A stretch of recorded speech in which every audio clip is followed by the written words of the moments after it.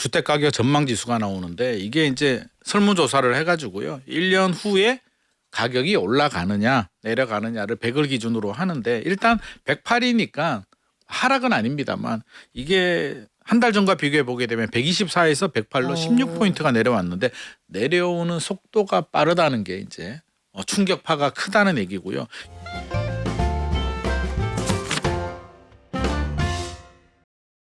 한 주간의 집값 흐름과 주요 부동산 현안, 부동산경제연구소 김인만 소장이 전합니다. 안녕하세요. 안녕하세요. 자, 소장님, 한 달 넘게 이재명 대통령이 직접 부동산에 대한 강도 높은 압박 메시지를 보내고 있잖아요. 네. 집값의 상승폭이 줄어들고 있다고 하는데 한 주간의 아파트 시장 통계부터 좀 볼까요? 네, 뭐 효과는 있는 것 같습니다. 상승률이 많이 내려왔는데요. 2월 3주차 한국 부동산 통계를 보게 되면 주간 상승률입니다. 전주 대비 이제 상승률을 의미를 하는데 서울이 0.15%까지 내려왔습니다. 한 달 전하고 비교해 보면 한 달 전에 0.31%거든요. 0.31%로 상승을 하다가 이제 반토막이 났기 때문에 물론 0.15도 상승은 상승인데 네. 지금 같은 추세 흐름이라면 아마 한 달 정도 지나면 3월 말 정도 되면 저는 진짜로 이제 보합 수준까지도 충분히 내려올 수 있겠다는 생각이 들고요. 강남권은 하락 가능성도 저는 열어둬야 될 것 같습니다. 네. 왜냐하면 강남구가 0.01%예요. 벌써 0.01이면 이제 다 내려왔잖아요. 상승폭 다 반납을 했고요. 서초구는 0.05%, 송파구는 0.06%입니다. 그러니까 이제 강남 3구, 용산구는 이제 사실상 거의 보합 상태인데 물론 누적 상승률을 보게 되면 상승률이 이게 전주 대비니까 그쵸. 올해도 누적 상승률을 보게 되면 뭐 1.4% 정도 되니까 여전히 많이 올랐으니까 오른 상태가 유지는 되고 있습니다만 그래도 흐름이 꺾였다는 점은 저는 굉장히 긍정적으로 평가를 하고 싶은데 또 눈여겨봐야 될 점은 제가 강남 3구 용산구만 말씀드렸잖아요. 네. 고가아파트 시장. 마포도 0.23인데 노원구가 0.18%고요. 관악구가 0.27, 구로구가 0.25, 강서구가 0.29입니다. 많이 올라왔네요. 평균보다도 훨씬 더 네. 높다는 얘기는 이들 지역의 특징이 뭐냐면 15억 아래 아파트 구간입니다. 그러니까 저는 이제 15억이 기준점이 돼서 15억 넘어가는 구간과 아래 구간은 완전히 다른 시장으로 이제 양분화되고 있다라고 생각이 되고요. 고가 아파트 시장은 대출도 안 나오고 다주택자들도 그렇잖아요. 양도세 중과세가 부담스럽다는 얘기는 집값이 많이 올랐다. 고가 아파트들 많이 올라간 지역들은 부담스러운데 10억 아파트 같은 경우 7억에서 10억이 올랐다. 한 3억이 올랐는데 이게 뭐 중과세가 적용이 되나 안 되나 급매물로 팔고 나면 크게 차이가 없기 때문에 그렇죠. 집주인들도 동요가 없고요. 실수요자들도 어차피 강남은 이렇게 말씀하시는 분들도 있습니다. 반토막이 나도 나는 못 산다. 또 슬픈 현실인데 그러다 보니까 내가 살 수 있는 10억대 아파트를 타깃으로 보게 되면 네. 그쪽 지역은 수요층이 두텁기 때문에 크게 영향을 받지 않습니다. 우리가 좀 구분해서 볼 필요는 있을 것 같고요. 인천은 0.03%, 뭐 전주와 동일합니다. 그러니까 인천 지역들은 전혀 대통령 메시지하고 관계없는 지역이고요. 경기도는 0.08%, 전주가 0.13%인데 영향은 받습니다만 그래도 용인 수지구가 0.55%, 구리가 0.38%. 많이 올랐네요. 오히려 서울보다도 더 높습니다. 왜? 여기도 15억 아래 구간이기 때문에 집을 사야 되는 신혼부부들은 여전히 이런 지역들을 움직이고 있습니다. 근데 이게 강남 3구의 상승폭이 많이 줄었는데 이게 또 지역별로 이 차이가 크네요. 송파의 경우에는 일주일에 1% 넘게 올라가더니 네. 한 5주 전까지만 해도 그렇죠. 그렇죠. 근데 지금 0.06까지 내려오는 속도도 굉장히 빠르거든요. 속도가 빠릅니다. 네. 송파도 그렇고 마포도 한 1.3까지 주간 단위 상승폭이 나오더니 지금 0.23까지 내려왔는데 네. 이런 쪽은 오를 때도 빠르게 오르고 하락할 때도 속도가 빠르잖아요. 반응 속도가 빠르죠. 상승폭이 하락할 때 네. 아직까지 하락 전환은 아니고 네네. 요거는 왜 나오는 차이예요? 일단은 이게 서초구 강남구 같은 경우는 사실 약간 그들만의 리그 좀 성격이 있고요. 이들 지역 같은 경우는 많이 올랐을 때는 이제 토지거래가 구역을 이제 피하는 그 지역들이잖아요. 그러다 보니까 투자 수요들이 일시에 몰리게 되면서 가파르게 올라갔는데 지금 또 다주택자 양도세 중과세 같은 경우도 여러분들이 있는데 이제 뭐 빌라 오피스를 가지신 네. 분들도 있고 인천 경기에 가지신 분들도 있는데 좋은 지역에 똘똘한 아파트를 두세 채 가지신 분들 중에 생각을 해보게 되면 압구정 하나, 송파에 한 채 있으면 어디를 팔아야 되겠습니까? 송파에 아파트를 팔아야 되고요. 송파 한 채, 마포 한 채 있으면 또 어디를 팔아야 됩니까? 마포를 팔아야 되니까 이렇게 다주택자 양도세에 타깃이 되는 지역이 송파, 마포, 성동 이런 지역들입니다. 송파구도 그렇고 물론 강남구도 약세긴 하죠. 강남구가 고가 아파트 시장 한마디로 이제 100억 이상 되시는 분들 중에 1주택자들도 파시는 분들이 있는데요. 이분들이 왜 파냐고 물어보게 되면 이분들은 보유세를 걱정합니다. 양도세도 양도세인데 물론 양도세 장기보유 특별공제도 걱정을 하고 네. 거주하지 않으면 혜택을 줄이겠다고 하니까 그리고 보유세도 앞으로 늘어날 것 같으니까 내가 나이도 있는데 집 하나 쥐고 있느니 차라리 지금 시세 차익 노리고 파는 게 낫지 않겠나라는 분들도 있기 때문에 여러 가지가 혼재되어 있는 것 같습니다. 그렇군요. 시장의 분위기가 이렇게 달라지는데 우리 홍영길님께서 야 역시 큰 손들은 빠르다 이런 말씀도 주시네요. 근데 집값에 대한 상승 기대감도 많이 꺾였대요. 부동산 불패에 대한 믿음이 이번에 완전히 꺾이고 가는 건지 요거 흐름이 분기점에 있는 건지 궁금한데요. 일단 한국은행에서 발표한 자료가 있습니다. 소비자 동향 조사에 따라서 주택 가격 전망 지수가 나오는데 이게 이제 설문조사를 해가지고요. 1년 후에 가격이 올라가느냐 내려가느냐를 100을 기준으로 하는데 일단 108이니까 하락은 아닙니다만 이게 한 달 전과 비교해 보게 되면 124에서 108로 16포인트가 내려왔는데 내려오는 속도가 빠르다는 게 이제 충격파가 크다는 얘기고요. 이렇게 많이 내려온 16포인트가 내려온 적이 2022년 7월 금리가 올라갈 때하고 2020년하고 2017년 이렇게 세 번이 있었거든요. 그래서 속도는 좀 우리가 좀 예의주시를 해야 되겠다. 대통령의 강한 메시지, 다주택자 양도세 중과세가 맞물리면서 투자 심리가 위축이 된 건 분명한 사실인 것 같고요. 이제 문제는 이게 얼마나 지속이 되느냐인데 저는 어느 정도는 지속이 될 것 같습니다. 5월 9일 지나면 이제 매물은 잠기는데 네. 투자 심리가 열리진 않거든요. 대출도 2억 나오고 그러다 보니까 저는 5월 9일 지나고 고가 아파트 시장, 서울의 고가 아파트 시장은 그냥 동결? 살 사람도 없고 팔 사람도 없는 동결 상태가 될 것 같고요. 15억 아래 구간들은 아무 상관없는 그래도 거래가 잘 되는 상황이 될 것 같습니다. 자, 우리 인영님께서 아까 소장님께서 말씀하신 것처럼 아유 뭐 강남 반토막이건 말건 어차피 못 산단 말에 격하게 공감합니다. 어차피 제가 살 수 있는 집은 아무 관련이 없어요. 이렇게 보내주시고 또 우리 화연님께서는 글쎄요 이게 절대 안 꺾일 것 같은데 매수 심리 보시죠 이런 의견도 주시네요. 근데 이게 실화인가 싶어요. 집값이 도대체 얼마이기에 하는 생각도 들고 10억 원 이상을 내린 급매물도 등장을 했다 이런 얘기가 있던데 10억 원 이상 내리려면 일단 집값이 한 20억 이상 돼야 될 거 아니에요. 아니, 도대체 어느 집이에요 여기는? 20억이 10억 내리면 반토막이니까 그러니까요. 이거는 이제 국가 경제에 치명적인 영향을 주게 되는 거고요. 네. 삼성전자가 갑자기 이제 10만 원 아래로 내려오는 거니까 말이 안 되는 건데 금액대를 보게 되면 이건 뭐야라는 얘기를 할 수는 있는데 네. 전용 면적 183제곱미터 압구정입니다. 128억이 이제 뭐 100억, 110억 정도 매물이 나온다고 하는데 아니 원래 128억 하던 게 128억도 호가니까 이걸 뭐 정상적인 시세로 보기도 어렵지 않나 뭐 이게 뭐 네. 실거래 가격이 나오긴 하는데 이게 그들만의 리그이기 때문에 저는 사실 이런 뉴스 별로 좋아하지 않거든요. 깎아서 110억. 네. 아니 LMS 백이 뭐 5% 할인해도 우리 와이프 사주기는 힘드니까 이게 안 맞는데 네. 아무튼 흐름 자체가 이제 부자들도 좀 매물을 내놓기 시작했다 정도 이해를 하면 될 것 같고요. 또 이슈가 됐던 게 이제 헬리오시티라고 있습니다. 네. 가락시형 아파트 재건축한 9,510세대인데 세대수가 워낙 크기 때문에 2018년에 입주했거든요. 그래서 좀 표본이 되는 아파트인데 여기도 한 8억 정도 내려온 호가가 있다라고 해서 좀 관심이 몰리고 있는데 제가 확인해 보니까 워낙 세대수가 크다 보니까 역세권 주변의 단지 그렇지 않은 단지의 차이라서 10% 정도 차이가 나는데요. 최고 가격 거래가 됐던 아파트 31억 4천에 거래가 된 아파트는 가장 좋은 로얄동 네. 로얄층의 인테리어 상태도 좋고 여기에 가까운 단지고요.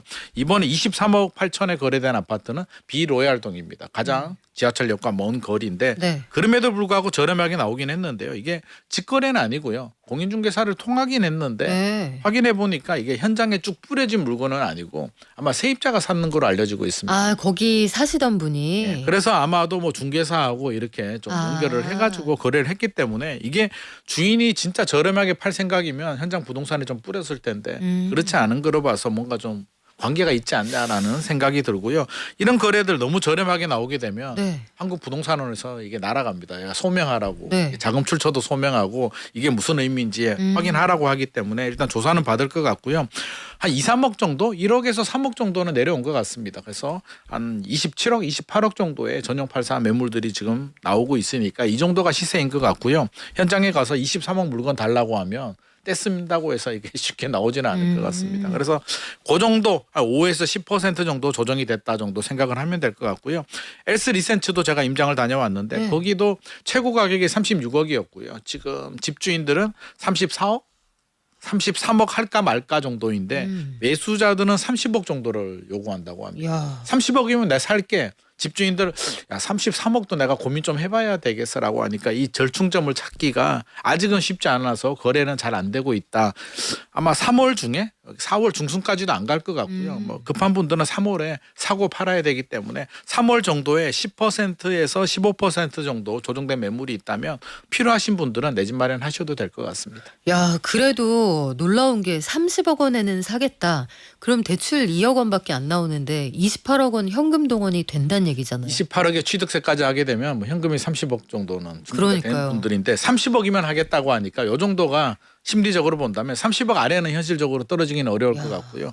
제 생각에는 한 32억, 33억 정도에서 거래가 좀 많이 되지 않나 생각을 하고 있습니다. 33억 원에 거래가 된다고 하면 취득세에다가 이동하는 비용 하면은 35억 원 이상 갖고 계셔야 될 텐데 네. 굉장하네요. 아, 우리 종현님께서 저도 그 압구정 아파트 가격 내렸다 호가 내렸다 얘기 봤는데 요거 말고 요거보다 조금 작은 평수 그거 뭐 한 75억 하던 게 66억에 팔렸다 얘기는 들었습니다 하고 크크크를 많이 붙여주셨어요. 남의 나라 얘기다 이런 말씀인데 15억 원을 기준으로 해서 현장의 분위기가 다르다. 정부에서도 요걸 기준점으로 제시하기도 했잖아요. 네, 그렇습니다. 매물과 거래량 변화의 흐름이 통계로 잡혀요? 네네. 뭐 통계로 보는데 일단 매물은 한 20% 정도 서울 전체적으로 20% 정도 늘어난 것으로 지금 집계가 되고 있습니다. 21.4% 정도 늘어나긴 했는데요. 전체적으로 보게 되면 서초구, 강남구, 송파구가 좀 많이 늘어나긴 했습니다. 송파구는 35% 정도 매물이 늘어났고요. 성동구는 41%, 서초구는 19%인데 재밌는 건 우리 15억 아래 구간 서울의 외곽이라고 하는 구로구는 2%. 오. 거의 안 늘어났고요. 네. 강북구는 마이너스 0.5%. 오히려 매물이 더 줄어들었습니다. 그러면 거래는 어떻게 되느냐 본다면 거래가 2,662건 그러니까 한 달 동안 정도 거래가 됐는데 이 중에 84%가 15억 원 아래 구간입니다. 그러니까 실질적으로 15억 아래 구간 아파트들이 거래를 주도하고 있고요. 15억 넘어가는 아파트들은 현실적으로 거래가 안 됩니다. 대출이 2억 나오게 되고 이제 두 가지 문제가 있는데 앞서서 말한 것처럼 돈이 충분하신 분들은 그래도 이제 사시는 분들이 네. 가끔 있긴 한데 2억 대출 받고 사시는 분들은 현금이 그래도 30억 이상 돼야 되는데 이분들이 걱정하는 게 뭐냐면 이거 괜히 또 세무조사 받는 거 아니야? 라는 걸 또 사실 그리고 걱정하는 실거주 무조건 해야 되잖아요. 무조건 실거주해야 되고요. 그리고 두 번째 걱정하는 건 걱정이라기보다는 현금 있잖아요. 지금까지 안 산 무주택자예요. 그럼 위험 회피 성향이 굉장히 강하거든요. 작년같이 포모가 생길 때는 나도 한번 사봐? 네. 라고 했는데 지금 같은 분위기에 다시 또 이게 불안한 마음이 올라오죠. 자, 그냥 주식이나 네. 계속 하자. 내가 무슨 언제부터 아파트 샀다고 그래. 그동안 잘 살았잖아. 라는 마음 때문에 관망으로 돌아서는 분들이 많이 있습니다. 그래서 고가 아파트 시장은 당분간은 이제 거래가 되기는 쉽지 않을 것 같습니다. 그래요. 그런데 이재명 대통령은 부동산 문제 여기에서 끝날 생각이 없어 보입니다.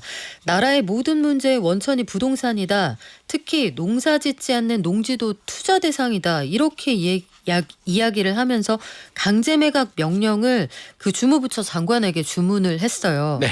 요게 정책 방향성을 부동산은 실제로 쓰는 사람만 사라 이렇게 이해하면 돼요? 방향성은 명확한 것 같습니다. 실제로 거주를 하거나 실제 사용하는 한마디로 실사용자가 아니면 과잉 부동산을 가지고 있지 마라. 돈이 부동산에 묶이기 때문에 그 돈을 금융이나 건설적인 경제에 돌아가도록 만들어야지 하는데 이게 이제 논란이 된 게 이제 경자 유전의 법칙이거든요. 농사 짓는 사람만 농지를 소유할 수 있다. 사실 이게 맞는데 지금 또 농지를 사게 되면 농지 취득 자격 증명서도 있고 네. 우리 공직자들 청문회 하면은 단골로 등장하잖아요. 아, 농지를 되게 많이 갖고 계시더라고요. 농지도 가지고 있고 네. 그거를 또 실제로 경작 안 하면서 또 뭐 허위로 네. 하는 경우들도 많이 있는데 실제로 예전에는 농지 투자를 좀 많이 했습니다. 근데 지금은 사실 아파트가 트렌드이기 때문에 최근에는 이제 농지 투자를 신규로 하시는 분들은 많이 없는데 기존에 이제 가지고 계시는 분들이 많이 있고요. 이게 대통령께서도 이제 농사 짓지 않으면 이행 명령하고 강제 매각 명령도 고려하라고 하기 때문에 좀 파장은 좀 굉장히 클 것 같습니다. 오히려 저는 시골 같은 경우에 이제 이렇게 되면 어떤 문제가 생기냐면 네. 시골 땅 요즘 별로 안 오르잖아요. 개발도 안 되고. 안 올라요. 저희도 그래서- 뭐 할머니 할아버지가 가지고 계시던 땅 뭐 네. 만평 이렇게 있어도 그 다 합쳐도 얼마 되지도 않고 얼마 안 됩니다. 거래도 안 됩니다. 네. 그래서 어제는 또 그렇게 말씀하시는 분들이 있습니다. 이 얘기 나오니까 국가가 혹시라도 공시가격에 사주는 거 아니야?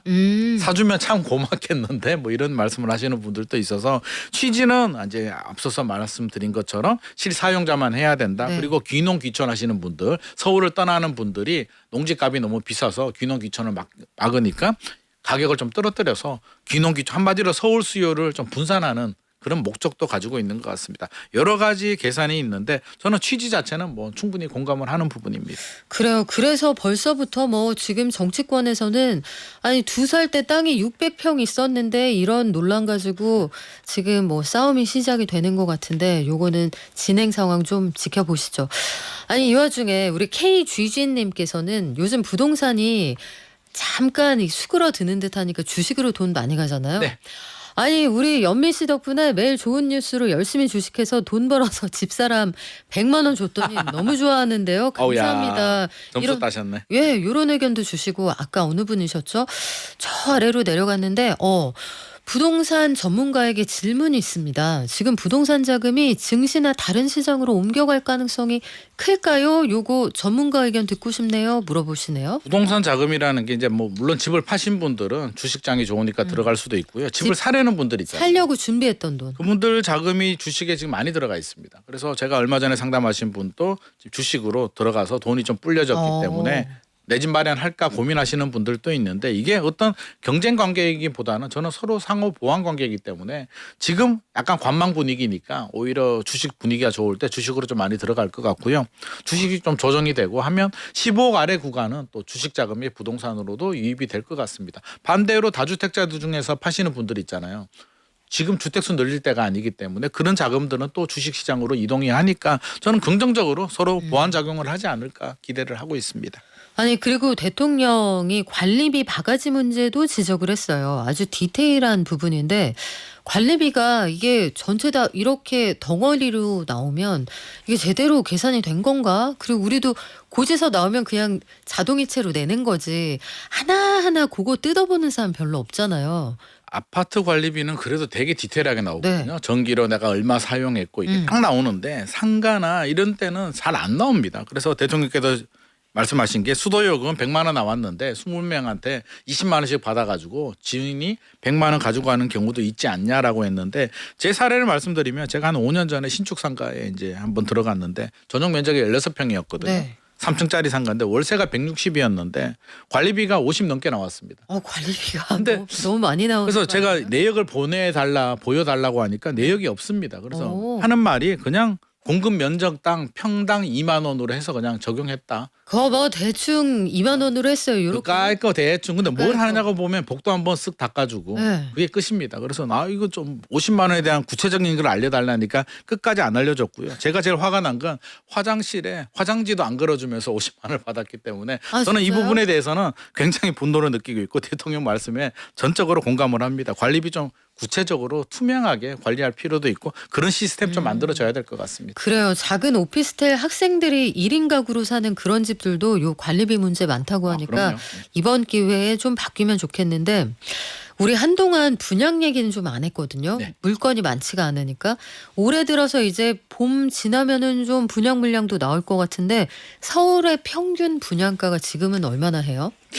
평균 분양가가요. 3.3제곱미터당 아마 놀라실 수도 있는데 5,264만 원입니다. 작년에 4,400만 원이니까 20% 1년 만에 분양가가 20%가 올라갑니다. 그러니까 서울의 아파트 가격만 올라간 건 네. 아니고 실질적으로 분양가가 이렇게 많이 올라갔고요. 분양가가 올라가니까 아파트 가격을 끌어올리는 역할도 합니다. 사실은 강남 3구 용산구는 분상제가 적용이 돼서 이 정도고요. 네. 분상제가 적용되지 않았으면 아마 더 많이 올라가지 않았을까 싶은데 분양가 상승의 원인은 공사비 상승이고요. 공사비가 왜 올라갔냐라고 보게 되면 결국에는 인건비하고 자재비 상승입니다. 그래서 이 부분에 대해서도 아마 이게 계속 집값 상승에 어떤 영향을 주고 있기 때문에 저는 정부가 이 부분의 분양가 상승에 대해서도 아마 조만간에 한번 들여다보지 않을까 생각을 하고 있고요. 계속 올라가는 건 누가 봐도 바람직하지는 않으니까 평균이 5천만 원이면 얼마입니까? 서울이 평균이 한 17억 정도 된다는 얘기니까 사실상 우리 서민들